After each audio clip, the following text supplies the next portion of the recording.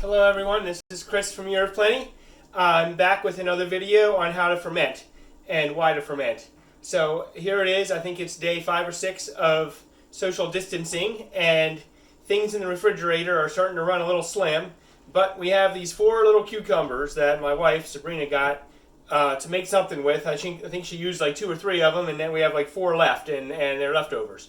So either they sit in the fridge for the next 3 weeks and start rotting and molding and smelling bad and wasting space and wasting money, or we can ferment them and they'll get healthier for us as we do, and we'll preserve them and they'll be a tasty treat. And of course we can use them if the grocery stores are not open or whatever the worst case scenario might be because of this thing.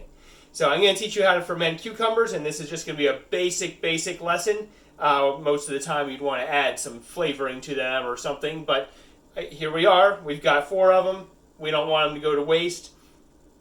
Let's not waste any time adding flavoring. Let's just preserve them. All right, so you see this one here has a little, I don't think it's rotten or anything. I think it's a bruise or something, but whatever. We don't need it. We're going to cut that off. Going to cut it about 1/2-inch slices. These are pretty small, so maybe a little more than 1/2 inch.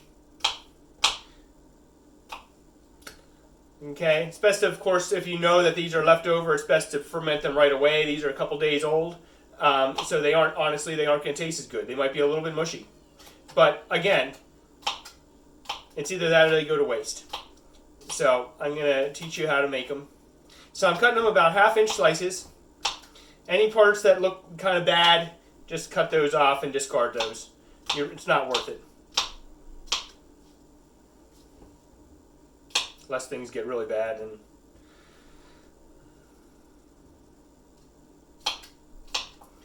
this whole one here might not be worth it.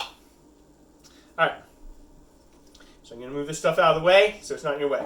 Alright, so we got some cucumbers here. Not much, but again, we don't need much. I could probably use a smaller jar. I could probably use a pint-sized jar. I might have one. Real quick, hang on. We do. Trade that out for a smaller one. Alright?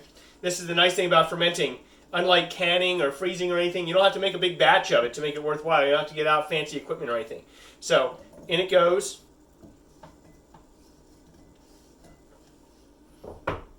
That'll look nice. Alright, I got some warm water here. I heated it ahead of time. I'm going to dissolve some salt in there. I'll use maybe, I was going to use a tablespoon, but there's not much pickles in there, so 1/2 tablespoon. Even that might be too much, I'm not sure. But I'm going to let it dissolve in there. Mix it around a little bit.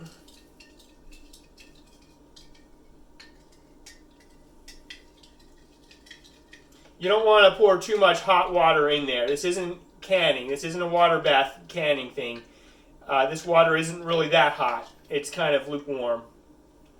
But just enough to get some of the salt dissolved so it doesn't all just sink to the bottom and be useless.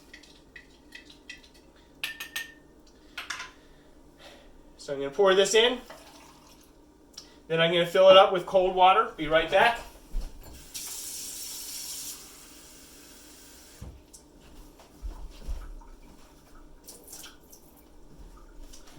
Alright, I filled it up with cold water. Now, you can see that some of these pickles are floating. They're vegetables, so of course they're going to float. Anything that's floating and exposed to air is going to be exposed to oxygen, and it's going to cause mold and rot rather than fermenting. So you need to weigh it down. So we have fermentation weights. Here's a set of 4 of them. We sell 4-pack. We also sell 8-packs, 12-packs, 16-packs for people who are really into it. All right. So now there is nothing floating up in that jar. There is nothing exposed to air. Oxygen cannot get in there and ruin the ferment. This is a cabbage tamper, but we don't need to pack it down or anything right now. I'm going to put a fermentation lid on. I filled this up halfway with water. This is called an airlock lid. It has a silicone gasket in here that seals tightly to the rim of the jar. It's got a silicone grommet right here that seals the airlock onto the lid. You fill this airlock up halfway with water, and it allows the gases that occur when you're lacto fermenting. The gases come bubbling up and out the top. There's little holes up here in the top. They come out, but oxygen cannot get down through the water and into your ferment and ruin it. So I'm going to let this sit. This is all this is salt water and the vegetable matter being held underneath the water. I'm going to let this sit for a couple days. I'm going to test it and taste it. Probably 5 or 6 days from now, it'll be exactly the way I want it to be, and it won't be wasted. So rather than sitting in the fridge, collecting mold and getting rotten, I'm going to put this in the cabinet, and it's going to get better. It's going to be healthier for me now than it was. It's going to be healthier for me then than it is right now. So I hope you enjoyed this. I've got another video about how to make sauerkraut out of cabbage, which I'll try to link to, and I'm going to try to keep making these videos. Beets, peppers, whatever. Some of them are so simple, but this is a great way to save money, to not waste any food, especially if you have a garden, or if you went to the grocery store and got a lot of veggies, or if you were going to make a salad and you only use half of the carrots or whatever the case might be. Grab some of our fermenting tools. They're on Amazon, they're on our website, Walmart, wherever, and we'd love it. We'd love to hear what you think. Thank you, and God bless. See you next time.